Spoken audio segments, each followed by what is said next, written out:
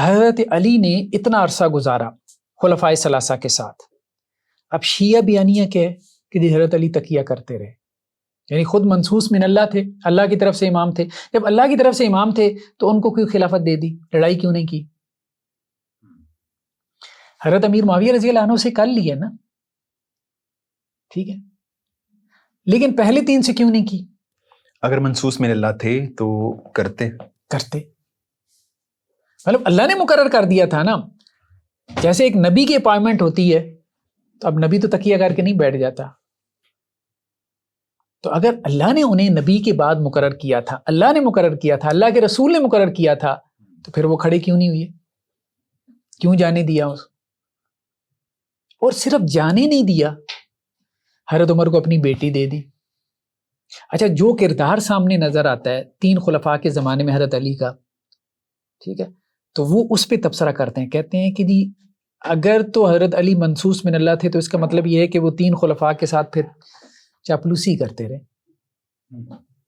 پھر آپ یہ کہنا چاہتے ہیں جس کو تقیہ کا نام دیا گیا ہے، جس کو تقیہ کا نام دیا گیا. جیسے دیکھیں نا، یہ کہہ رہے ہیں کہ جی ایک حضرت علی کا جو ہمارے سامنے آتا ہے نا کہ وہ 3 خلفاء کے ایک وفا باز، مداہنت کیش اور چاپلوس آدمی کی شکل میں تصویر کشی کی جائے، جو 25 برس تک اپنے پہلے خلفائے ثلاثہ کا بظاہر دیانتدار مشیر اور گرم جوش دوست بنا رہا، جو ان کی مدح میں رطب اللسان اور ان کی تعریف میں بہترین کلمات نچھاور کرنے والا. نہج البلاغہ میں جو ہے وہ خطبے ملتے ہیں حضرات شیخین کی جو ہے وہ مدح میں. تو یہ وہ کیا کرتے ہیں، اور پھر کیا ہے کہ اس کا دل اس کی زبان کے ساتھ نہ تھا، جو وہ کرتا تھا اس پر اس کا ایمان نہ تھا، یہاں تک کہ اس نے مجبوری کی حالت میں اپنی بیٹی ام کلثوم عمر بن خطاب کے عقد میں دے دی، اپنے بیٹوں کے نام ابو بکر، عمر، عثمان رکھے، حالانکہ وہ ان کے یہ نام رکھنے پر راضی نہ تھے. مطلب یہ آپ کا نیریٹو ڈیولپ ہوتا ہے. یہ کون کہہ رہا ہے؟ دکتور موسیٰ الموسوی کہہ رہے ہیں کہ اصل میں جب آپ منصوص من اللہ بناتے ہیں نا تو پھر آپ کو یہ نیریٹو ڈیولپ کرنا پڑتا ہے کہ حضرت علی 3 خلفاء کی چاپلوسی کرتے رہے، اپنے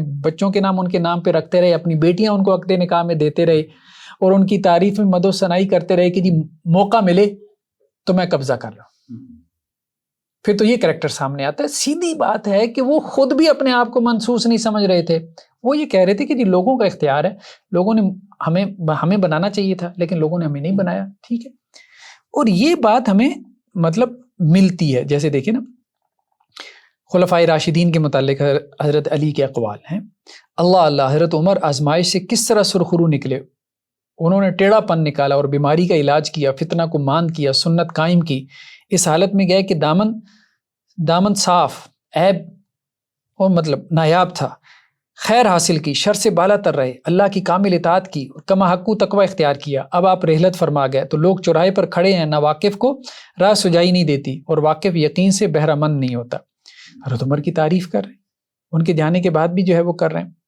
تو اسی طرح سے اگر وہ امامت اللہ کی طرف سے اور 12ویں امام تک صرف حضرت علی کی اولاد میں منحصر ہوتی جیسا کہ شیعہ کا مذہب ہے، تو ضروری تھا کہ حضرت علی اپنے بیٹے حسن کو اپنے بعد خلیفہ اور امام کے طور پہ مقرر کرتے، جبکہ راویوں اور مورخوں کا اتفاق ہے کہ امام نے بھی ابن ملجم کی زہر آلود تلوار سے وار کے بعد جب بستر شہادت پر تھے اور ان سے پوچھا گیا کہ وہ کس کو خلیفہ بنا کر جا رہے ہیں، تو کیا فرمایا؟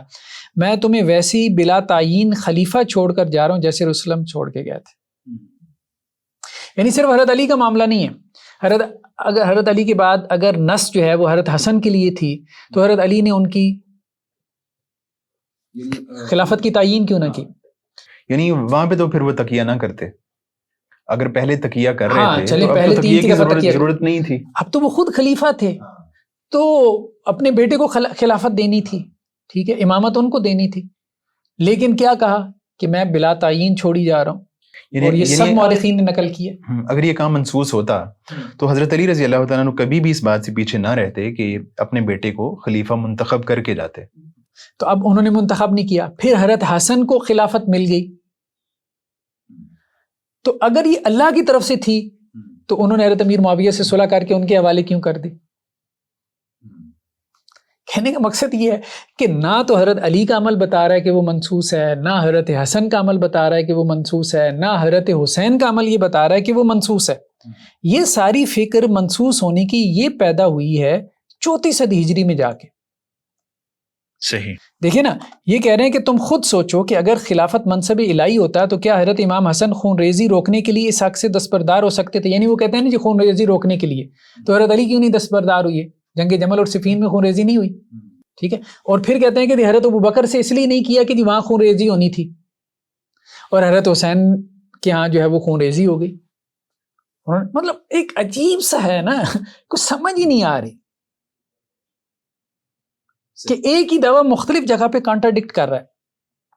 جیسا کہ ہم جانتے ہیں کہ جب اللہ کے حکم اور شریعت کا دفاع کیا جا رہا ہو تو اس مقام پر خون ریزی روکنے کا معنی ہی کچھ نہیں. مطلب اللہ تعالیٰ کیا کہہ رہے ہیں کہ بھئی اپنی جان اور مال سے اللہ کے راستے میں قتال کرو. اگر اللہ کی طرف سے منصوص تھے تو حضرت حسن کو جو ہے وہ لڑائی کرنی چاہیے تھی حضرت امیر معاویہ سے، صلح نہیں کرنی چاہیے تھی.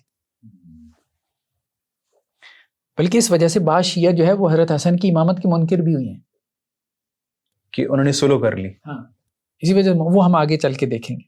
پھر اس کے بعد کہتے ہیں حضرت حسین. حضرت حسین کا معاملہ یہ تھا کہ جب وہ نکلے ہیں یزید بن معاویہ کا حکومت کا تختہ الٹنے کے لیے تو انہوں نے کیا کہا؟ انہوں نے یہ نہیں کہا کہ میں آسمانی خلافت کا دفاع کر رہا ہوں، بلکہ انہوں نے کہا کہ وہ یزید سے زیادہ حقدار ہیں اور وہ یزید جیسے آدمی کی بیعت نہیں کر سکتے. یہی باتیں ملتی ہیں نا، ٹھیک ہے. تو یہ بات ٹھیک ہے، یہ نریٹو شروع سے چلا آ رہا تھا اہل بیت کا کہ وہ اپنے آپ کو زیادہ حقدار سمجھتے تھے، لیکن کسی نے آسمانی خلافت کا دعویٰ نہیں کیا تھا، منصوص من اللہ خلافت کا دعویٰ نہیں کیا تھا. صحیح. پھر یہ کہتے ہیں کہ جی حضرت علی زین العابدین جو حضرت حسین کے بیٹے تھے جن کا لقب سجاد ہے، ٹھیک ہے، اس کے بعد محمد الباقر کا زمانہ آیا، جعفر صادق کا زمانہ آیا، کسی کے ہاں بھی یہ باتیں نہیں ملتی. بلکہ حضرت جعفر صادق تو کہتے تھے کہ ابو بکر نے مجھے 2 مرتبہ پیدا کیا، مطلب اپنے شجرے کی طرف جو ہے وہ انہوں نے اشارہ کیا. تو کہنے کا مقصد یہ ہے کہ یہ سب ہمیں مطلب اگر ہم اس کو وائنڈ اپ کریں یا اب ہم اس کو سمرائز کریں کیونکہ بات ہماری کافی لمبی ہو گئی، کہ جو امامت کا کانسیپٹ ہمیں پہلی 3 صدیوں میں ملتا ہے اور خاص طور پہ شروع کے ائمہ میں حضرت علی، حضرت حسن، حضرت حسین، ان کے ہاں جو ملتا ہے وہ بالکل ڈیفرنٹ ہے اس کانسیپٹ سے جو 4تھی صدی ہجری میں جا کے ڈیولپ ہوا. شروع میں امامت کے بارے میں ایسی کوئی ہمیں نہیں ملتا کہ جی وہ کوئی منصوص من اللہ سمجھتے تھے. ہاں یہ ہے کہ وہ استحقاق ضرور سمجھتے تھے اور اسی بنیاد پہ لڑائیاں بھی ہوئی ہیں، سارا کچھ ہوا ہے.